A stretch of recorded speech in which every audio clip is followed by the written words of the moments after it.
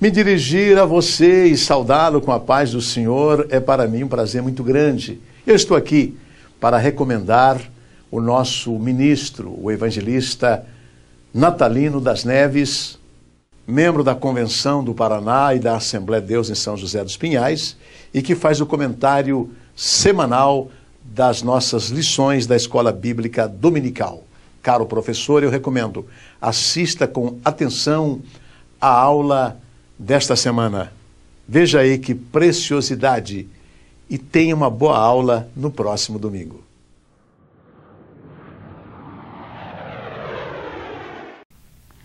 Que a graça e a paz do nosso Senhor e Salvador Jesus Cristo esteja presente em sua vida.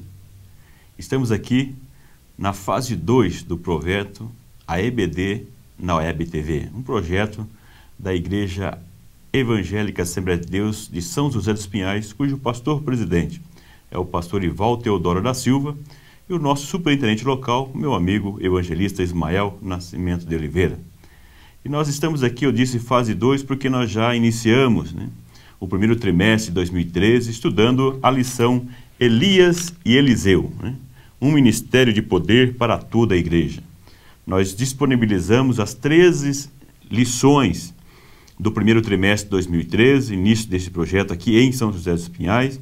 Queremos agradecer a todas as pessoas que participaram conosco durante esse trimestre, as pessoas que acessaram, as pessoas que compartilharam, os administradores de sites que estão também divulgando os nossos vídeos. Fique à vontade, esse é o intuito da Igreja de São José dos Pinhais, é contribuir para o Brasil e para o mundo, para o crescimento da Escola Bíblica Dominical. Porque nós temos acesso em vários países, Estados Unidos está na frente com vários acessos semanais e nós queremos agradecer várias pessoas que têm falado conosco, que têm utilizado os nossos vídeos para utilizar com os professores de escola dominical, utilizando em sala de aula.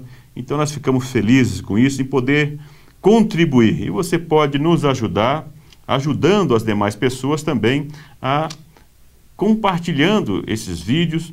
E também aqueles que já estão conosco já desde o primeiro trimestre sabem que nós deixamos, além do vídeo, à sua disposição para você estudar, para você que é professor estudar a sua aula, preparar a sua aula, para você que é aluno estudar a sua lição e para você que ainda não é aluno, despertar em você o interesse de ir para a escola dominical. Então aqueles que já estão participando conosco sabem que nós deixamos o vídeo e também deixamos um arquivo com slides, o mesmo que eu utilizo aqui nos comentários, eu deixo à disposição para você acessar, para que você possa baixar o arquivo e utilizar nas suas aulas sem problema algum. Esse é o objetivo, que você utilize mesmo e que você também divulgue esse trabalho. Então nós estamos aí já chegando aos 6.000 acessos, muito obrigado, e queremos então que expanda cada vez mais esse projeto aqui, uma idealização do nosso pastor-presidente, pastor Ival, e também do nosso superintendente evangelista Ismael Nascimento de Oliveira. Nós vamos estudar agora nesse trimestre, no segundo trimestre de 2013, o tema da família cristã no século XXI. Nós teremos lições muito importantes para a questão familiar. Nós vamos verificar nesse trimestre que a família, depois de Deus, é o que nós temos de mais importante na nossa vida. Nós temos que preservar, nós temos que manter a palavra de Deus, manter a comunhão com Deus dentro do nosso próprio lar. A família é como a célula máter da sociedade. Então, sociedade que tem famílias bem estruturadas são sociedades também bem estruturadas. Sociedades que onde as famílias não são bem estruturadas recebem, em consequência, vários conflitos, vários aborrecimentos, porque uma família ela é muito importante para a vida do ser humano. E quanto mais nós cuidarmos da família cristã, as pessoas que recebem orientação bíblica. Então, nesse trimestre, nós vamos estudar algumas orientações bíblicas para que uma família seja feliz ou para que uma família seja bem-sucedida. É o que nós iremos ver. E você, em breve, poderá acessar também o meu blog, natalinodasneves.blogspot.com.br, que estarei disponibilizando também alguns vídeos com comentários bíblicos, teológicos, de algumas questões polêmicas que geralmente a gente trata nos bancos escolares da faculdade e que nós estaremos comentando com vocês aqui para que vocês também possam fazer os seus comentários e ampliar a discussão teológica. Estará nas livrarias também o meu livro, A Educação Cristã Libertadora. Então você poderá, em poucos dias, adquirir esse livro também, que vai ajudar em muito para analisar o papel da educação na formação do ser humano, em especial a educação cristã. Por pouco estaria com um livro aqui hoje, nesse vídeo, apresentando a você, mas por questões de dias, no próximo vídeo, provavelmente já estaria apresentando para você, e você poderá conhecer, e também já poderá ver a capa que já tenho lá no meu blog, e você poderá conhecer já de antemão. Então vamos lá, a primeira lição desse trimestre, que tem por título Família, Criação de Deus. Família, Criação de Deus. O texto áureo dessa lição está baseado em Gênesis 2:18, que diz assim: E disse o Senhor Deus, não é bom que o homem esteja só, far-lhe-ei uma adjuntora que esteja como diante dele.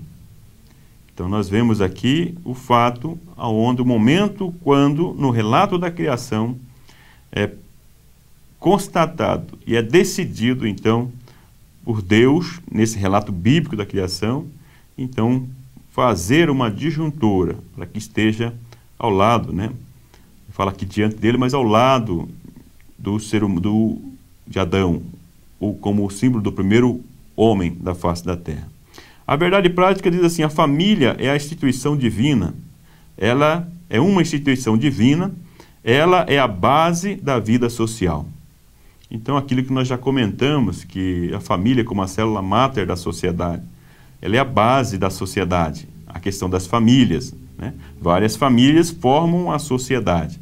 Quanto mais nós cuidarmos das famílias, quanto melhor ou mais estruturadas forem as famílias, melhor a comunicação nas famílias também, melhor a comunicação na sociedade que nós estamos inseridos.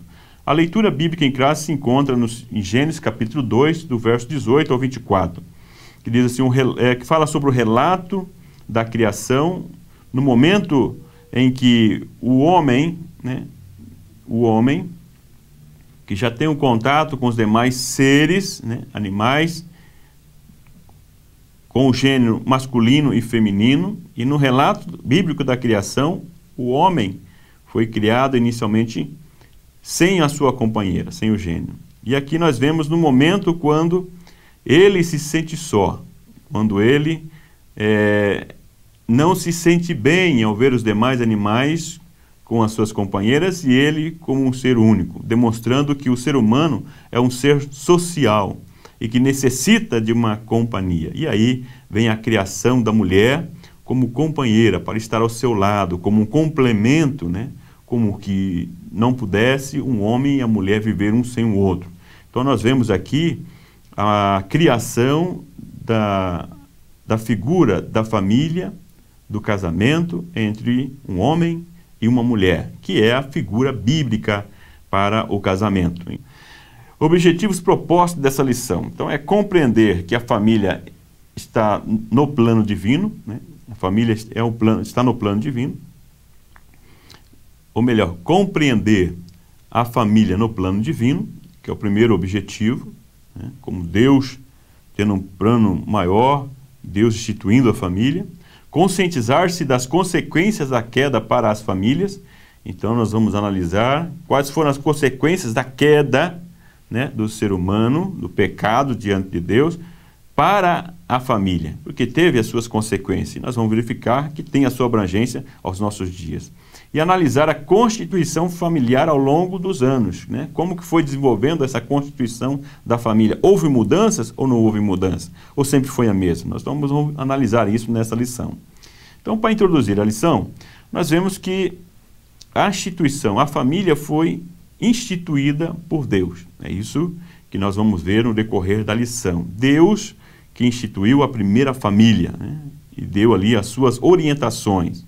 Os conflitos gerados na primeira família ocorrem também em nossos dias. É isso que nós iremos ver na lição, que os conflitos que ali geraram no primeiro casal, no relato bíblico, Adão e Eva, nós vamos ver que isso perdura, isso vai dando continuidade e chega até os nossos dias. Então, É atual nós analisarmos o comportamento desse casal e trazer exemplos para a nossa vida nos dias de hoje, para as nossas famílias. Os judeus utilizam a tradição bíblica como forma de educar e preservar a família. Então nós vamos verificar também que pelo texto bíblico nós verificamos que era um costume do povo eles educarem, né? Uma questão muito forte para a família judeia ou judaica é a questão da formação dentro da palavra de Deus, dentro do seu lar. Nós vamos ver essa importância no decorrer das lições do trimestre, sobre essa importância da educação dentro do lar, e vamos ver aqui também esse impacto na família. Então, o primeiro tópico da lição diz assim, a família no plano divino, já para atender o objetivo proposto. No primeiro item diz assim, o propósito de Deus, né? De acordo com o relato bíblico da criação, a família foi criada a partir da necessidade humana de ter uma companhia. Então, independente da forma da interpretação do relato da criação, mas o que nós temos que trazer desse relato são as principais lições que nós vemos nesse relato da criação. E no relato da criação, conforme já mencionei anteriormente, nós vemos que as coisas foram criadas, tudo foi criado por Deus, assim como nós cremos, né, pelo relato, pela palavra de Deus. E o ser humano sendo criado inicialmente o ser masculino. Esse é o relato bíblico da criação do primeiro casal. E o ser humano, o homem, o ser humano masculino, só, ele percebe que ele não consegue viver só. Ele não é feliz vivendo só. E aí nós vemos pelo texto bíblico enfatizando a necessidade desta companhia, que é, no relato bíblico, então, a criação da mulher Eva, que Deus coloca ao lado de Adão para ser a sua companheira, para ser aquela pessoa que estaria ao lado de Adão como um complemento na sua própria vida, como algo necessário, e uma pessoa ao qual ele pudesse se completar e ser feliz. Então nós vemos que o propósito de Deus no casamento é que o homem e a mulher se encontrem dentro da vontade de Deus, que eles possam se complementar e que eles sejam felizes. Nós vemos que Adão, estando no solo, ele não era feliz, ele não estava feliz. Mas quando ele, então, recebe de Deus a Eva, eles se complementam. Eles, então, recebem esse presente de um ao outro. Eu já fiz alguns casamentos e sempre faço uma conversa anterior com os noivos. E uma das perguntas que às vezes eu faço para um noivo é: por que você quer casar com fulano ou você quer casar com fulana? E uma das primeiras respostas que eles nos dão é: porque eu quero ser feliz, né? Porque eu a amo e quero ser feliz. E daí eu pergunto: será que a resposta ideal não é primeiro você dizer porque eu amo e quero vou fazê-la feliz?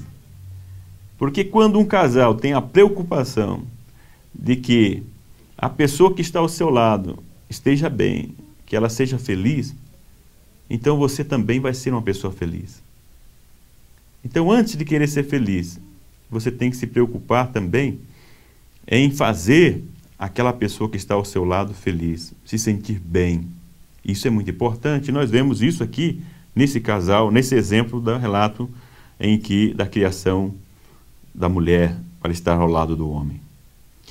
Diferenciação de gênero e a procriação. Então nós vemos que o modelo no propósito de Deus para a família, para o casal, é a diferença do gênero masculino e feminino e a procriação. Nós vemos isso nos textos, no próprio livro de Gênesis, essa questão desse propósito de Deus da procriação. Imagine se não houvesse, se os casais não tivessem a diferença de gênero, então não teríamos a população que nós temos, não tinha como ter a procriação e dar a continuação da humanidade. Nós vemos Deus dentro desse propósito, então essa característica do gênero masculino e feminino para que viesse também a procriação, como aconteceu nos primeiros casais, e aumentou-se a população na face da terra.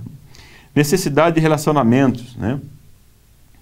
Então nós vemos aqui também nesse relato, no propósito de Deus, do relacionamento entre o homem e a mulher, podemos também trazer um exemplo para as crises que nós temos hoje no século XXI, né? Dos problemas de relacionamento.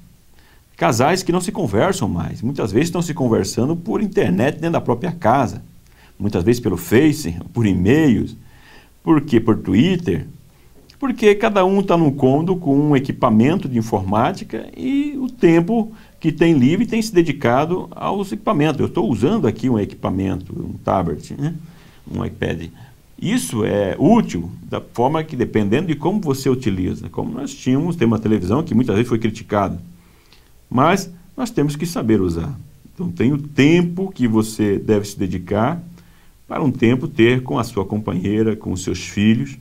É necessário. Tem muitas famílias hoje que têm deixado isso de lado e têm quebrado os seus relacionamentos nas famílias. E nós temos nas igrejas, como consequência, temos vários conflitos, nós temos vários problemas em famílias, filhos muitas vezes buscando em drogas para complementar essa falha no relacionamento que tem no seu lar, mas que o propósito de Deus, então nós vemos aqui, é que haja um relacionamento sadio nas famílias nos nossos dias. Então nós temos que nos atentar para isso, chamar a atenção dos nossos membros das igrejas e como está esse relacionamento dentro dos lares, porque o propósito de Deus é que a família seja um instrumento de bênção para o mundo.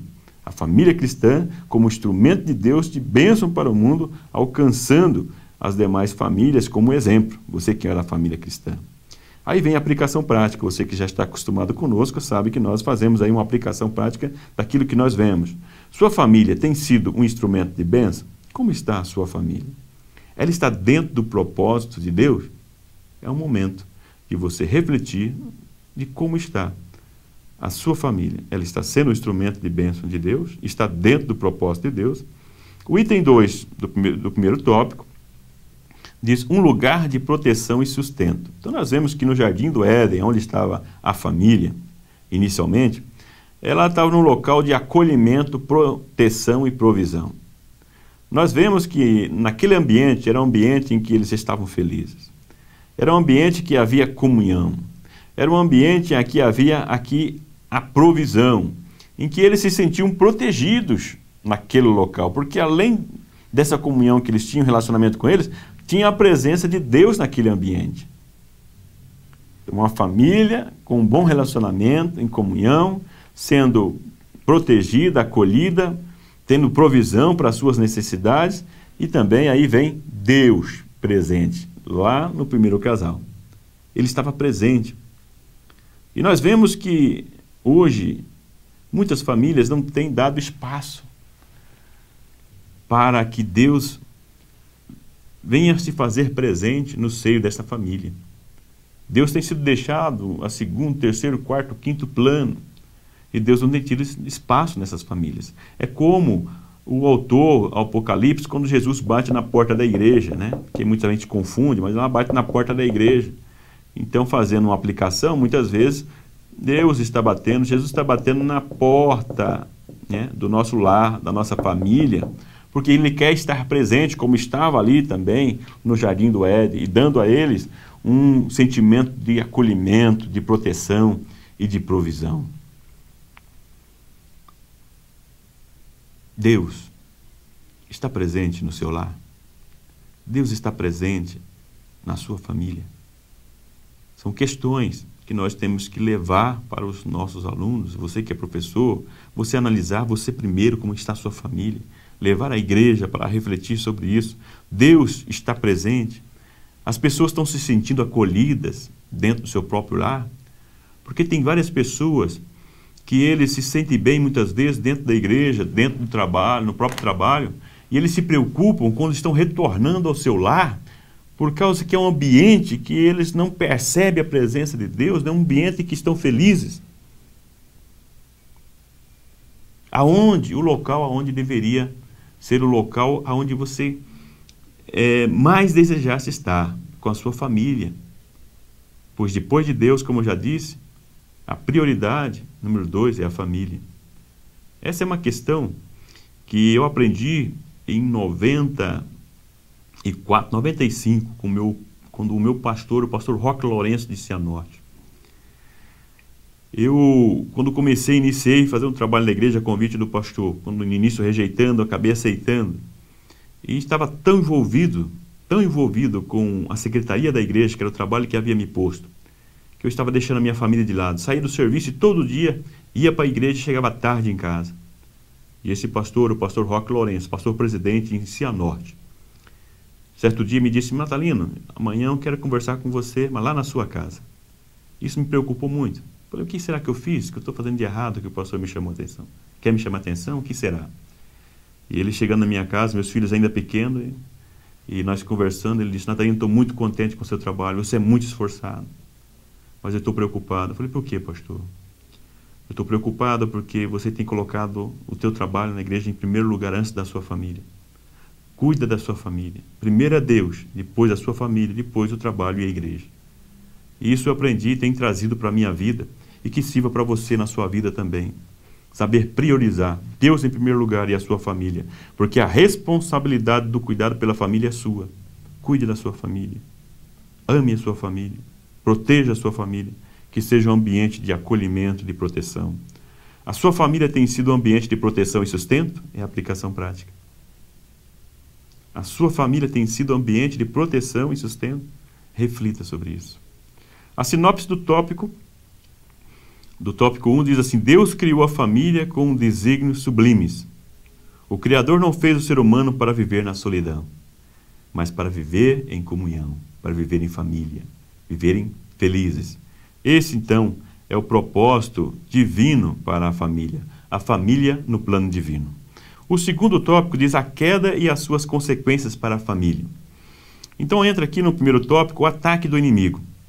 Nós vemos que no relato bíblico, lá em Gênesis 3, 1 e 5, uma das primeiras coisas que o inimigo, ou a serpente, que na Apocalipse nos demonstra, deixa claro que é o inimigo de nossas almas, aquele que quer a nossa derrota, nos diz que ele induz uma dúvida no primeiro casal, principalmente em Eva, em relação à palavra de Deus. A primeira coisa que ele faz é lançar a dúvida. O primeiro ataque do inimigo é lançar a dúvida da palavra de Deus. E ele continua com essa estratégia. Porque ele sabe que a pessoa que está baseada na palavra de Deus e que tem a palavra de Deus como regra de fé e conduta, e a família que tem essa palavra como prioridade dentro desse lar, é uma família que vai se encontrar com Deus. É uma família onde Deus vai ter prioridade nesse ambiente. É uma família que vai priorizar o perdão, vai viver em comunhão. E quando ela começa a duvidar da palavra de Deus, ela coloca a palavra de Deus de lado. Ela coloca a palavra de Deus numa situação desprestigiada. Mas aquela família que tem a palavra de Deus como centro, ela será uma família feliz, uma família bem orientada. E quando o inimigo coloca essa dúvida na palavra de Deus, você perde essa base. Você perde essa base, que é a palavra de Deus. E aí você não tem essa segurança e passa então a inserir dentro desta família, então a dúvida, a falta de perdão, a falta de comunhão. Porque segundo o Evangelho de João 10:10, diz que o propósito do inimigo é matar, roubar e destruir. Ele não quer te ver feliz, como é o propósito de Deus para a família, a propósito de Deus para a sua vida, mas ele quer matar, ele quer roubar essa alegria que você tem, a comunhão que você tem, destruir aquilo que você tem de mais valioso. É por isso que nós devemos estar atentos para os ataques do inimigo. A família é um dos principais alvos do inimigo, que, como dissemos no início, se a família é a célula-matre da sociedade, se ela é a sustentação, a base da sociedade, se ele desestruturar, matar, roubar, destruir a paz das famílias, ele também, consequentemente, vai desestruturar toda uma sociedade. Então, por isso que nós temos que nos atentarmos para a família, atentarmos para a proteção da família, para que a igreja possa contribuir para a sociedade e que nós tenhamos uma sociedade mais justa e mais orientada pela palavra de Deus. E nós vemos lá no relato em Gênesis 3 e 15, Quando houve a queda, o ataque do inimigo, e quando o primeiro casal cedeu ao ataque desse inimigo, duvidando da palavra e, consequentemente, desobedecendo a Deus e a sua palavra, nós vemos que veio a consequência por isso, né, do pecado, do sofrimento, da dúvida, do medo para o ser humano, mas nós vemos que ali já tem em Deus uma promessa de restauração. Aquelas pessoas, aquelas famílias, talvez pessoas que estão me ouvindo, ou que irão ouvir você, que é professor, vai falar nesse assunto.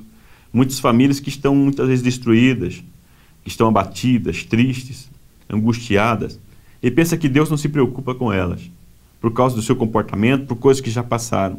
Nós vemos nesse texto, Gênesis 3:15, Deus já anunciando que da semente da mulher nasceria um que traria essa restauração já para o ser humano e para a família.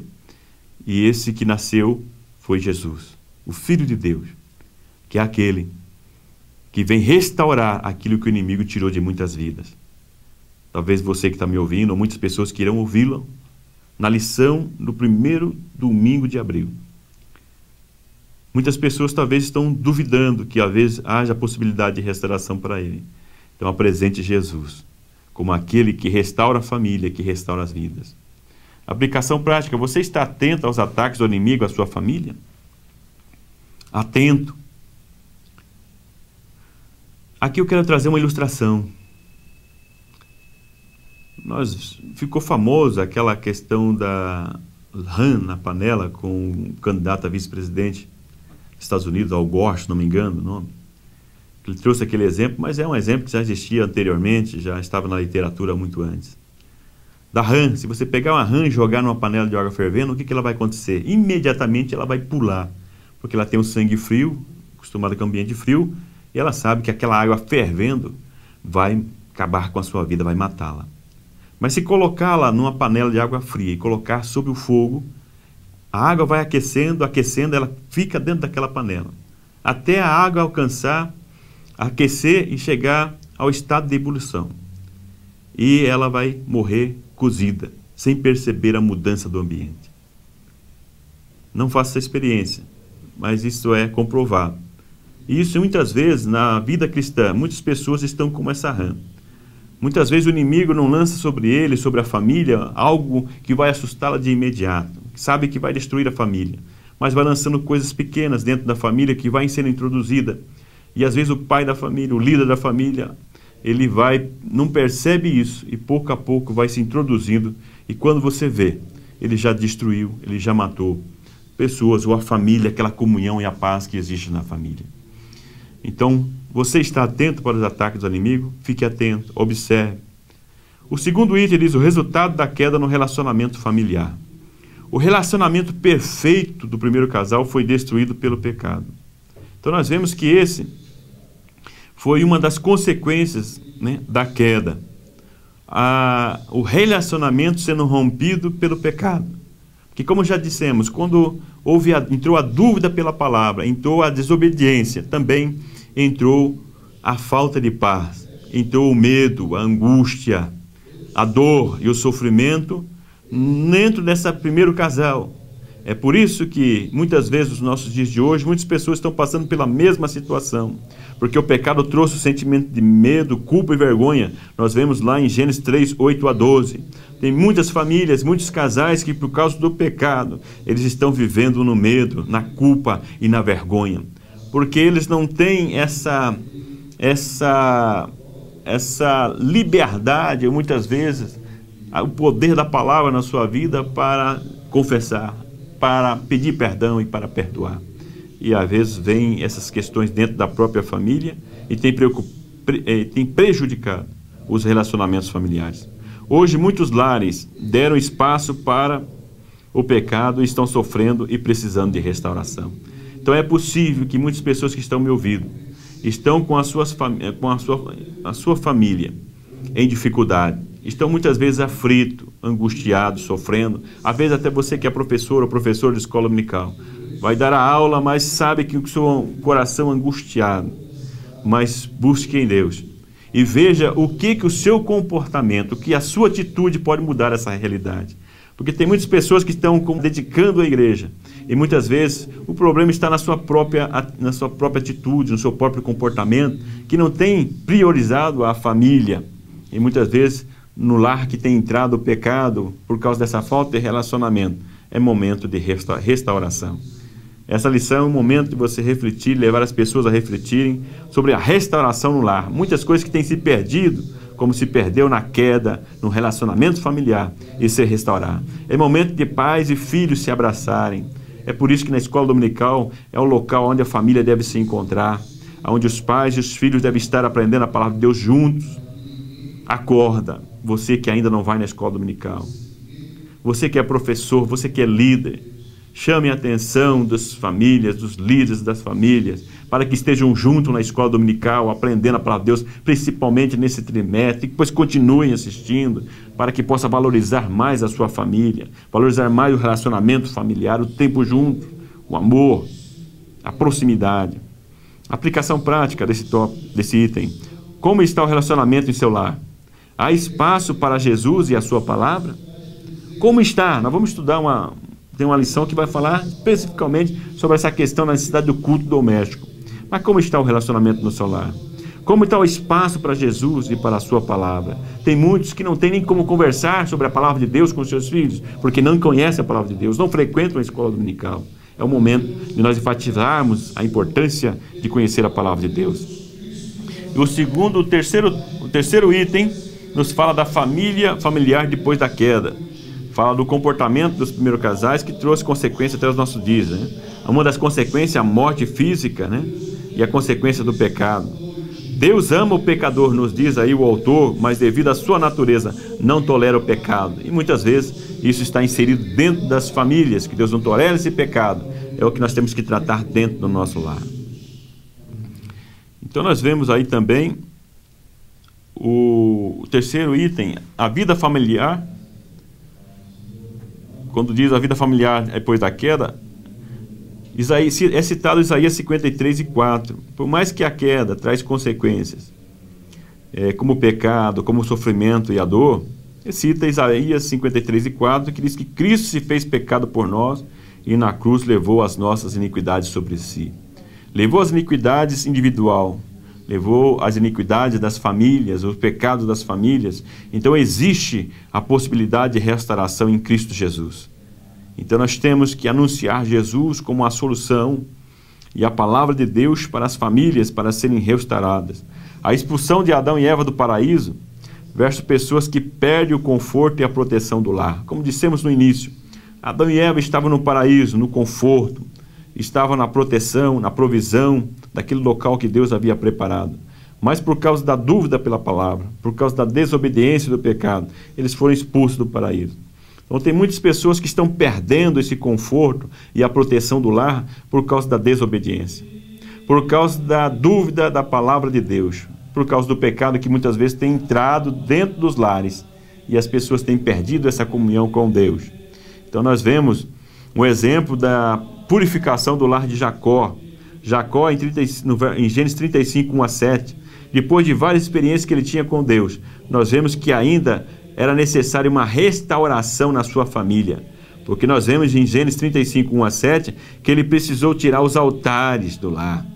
A idolatria que ainda estava no seu lar. Estavam priorizando outros deuses, tinha outras coisas em primeiro lugar. Às vezes a pessoa fala, mas não tem idolatria, não tem imagem na minha casa.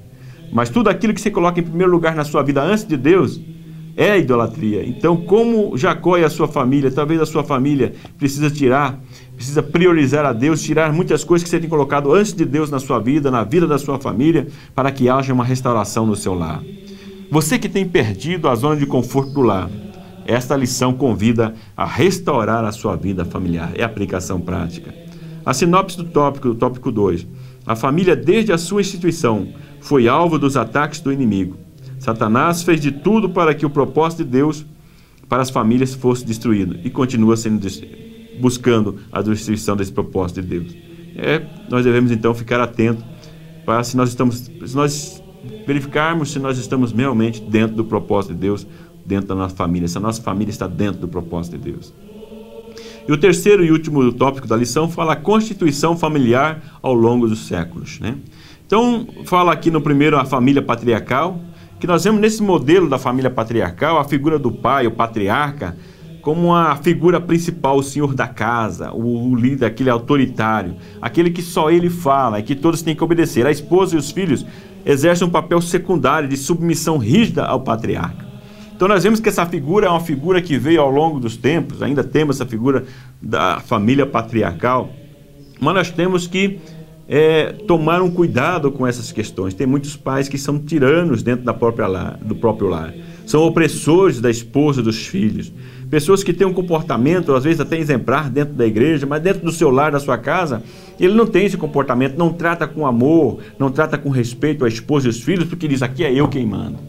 Então é um momento também de nós chamarmos atenção para esse modelo que não agrega para a família, para o lar. Existe uma ilustração de uma mulher que chegou na igreja e disse ao pastor, pastor, eu posso me mudar para a igreja? E o pastor fala assim, mama, por que mudar para a igreja? Não entendi.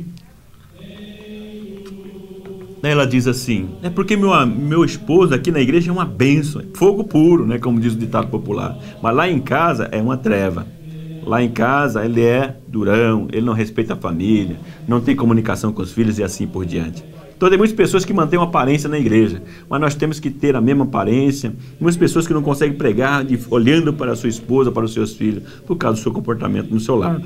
Então essa figura patriarcal, muitas pessoas chamando a atenção agora principalmente do patriarca, o líder da família, que o fato dele ser o responsável, ser o líder da família, não quer dizer que ele tem que ser um tirano, mas ele tem que tratar a sua família com amor. E lá em Efésios nós vemos que os pais têm que tratar os filhos, não provocar os filhos à ira. Então são questões que nós temos que estar lembrando aqui nessa lição sobre isso também. Então o modelo idealizado por Deus para o casal é monogâmico. Então não podemos aqui, nós já citamos no início sobre a questão do gênero, sobre a questão da procriação, homem e mulher. Então nós vemos que o modelo bíblico, Gênesis 2:24, Mateus 19:5, é o modelo monogâmico homem e mulher, e para a procriação e a criação dos filhos, né? Então é o modelo bíblico, é o modelo monogâmico, um único casamento do homem e a mulher, e entre o gênero masculino e feminino. E nós vemos no item 2 que fala a família na atualidade. Então as mudanças são constantes, é uma questão que eu coloco aqui. Mas os princípios divinos para o casamento permanecem. Então nós vemos que nós vivemos uma época em que as mudanças que tem de mais certo, são muito constantes. Muitas coisas têm se infiltrado na família, muita tecnologia, muita questão dos costumes mudam também com a mudança da tecnologia. E isso tem impactado a família. Mas nós temos que lembrar que a palavra de Deus deixa claro que o modelo de Deus, o propósito de Deus para a família não muda.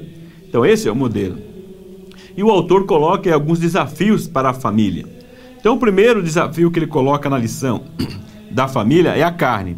Fala que a natureza carnal que se opõe ao espírito e volta-se para tudo que é contrário à vontade de Deus. Essa é a natureza carnal. Ela se opõe ao espírito, se opõe a tudo que se diz da palavra de Deus ou a vontade de Deus. Existe mais uma ilustração que eu quero trazer para vocês, que eu já ouvi ainda na minha juventude, quando um pregador trouxe um exemplo entre a briga entre o espírito e a carne. Então ele trouxe um exemplo de um homem que tinha um gato e um pássaro. Eu vou resumir isso daqui para resumir essa questão da carne e o espírito. Ou você alimenta a carne ou o espírito. E esse homem gostava muito do seu gatinho, tratava muito bem o seu gato, e ele começou a deixar de lado a ave que estava ali numa gaiola. Alimentava o gato, ele ficava bonito, vistoso. E certo dia esse homem saiu e deixou lá o gato, né, acomodado, protegido. E lá o pássaro, que já estava bem raquítico, magrinho, havia perdido já as suas penas, estava à beira da morte. E o gato, já todo, né, alimentado, não satisfeito ainda, ele então resolve pular na gaiola e comer aquele pássaro. Mas o senhor da casa, ou aquele homem, ele volta nesse momento e encontra aquela situação quando o gato está querendo comer o pássaro. Então ele pega o pássaro, salva o pássaro e manda o gato embora e começa a alimentar aquela ave. E aquela ave vai crescendo novamente, vai engordando, vai criando suas penas, seus galhos, e ela volta a ser a ave bonita e sadia que era anteriormente. Então, nessa ilustração, o gato simboliza a carne e o pássaro o espírito. Então, quando você alimenta muito as questões da carne, você enfraquece o espírito. E quando você alimenta o espírito, você enfraquece a carne. Então, a palavra de Deus, nós vemos lá em Gálatas 5, que nós temos que alimentar o espírito, com as coisas do espírito, com a palavra de Deus, com a oração, com o momento na igreja. Isso vai alimentando com a comunhão, o amor das famílias. Isso vai alimentando o espírito, e com isso você vai sentindo fortificado no espírito e a carne não impera sobre nós. Esta é a orientação que eu deixo para você, que você pode utilizar também essa ilustração na sua sala de aula e melhorá-la ainda mais, né?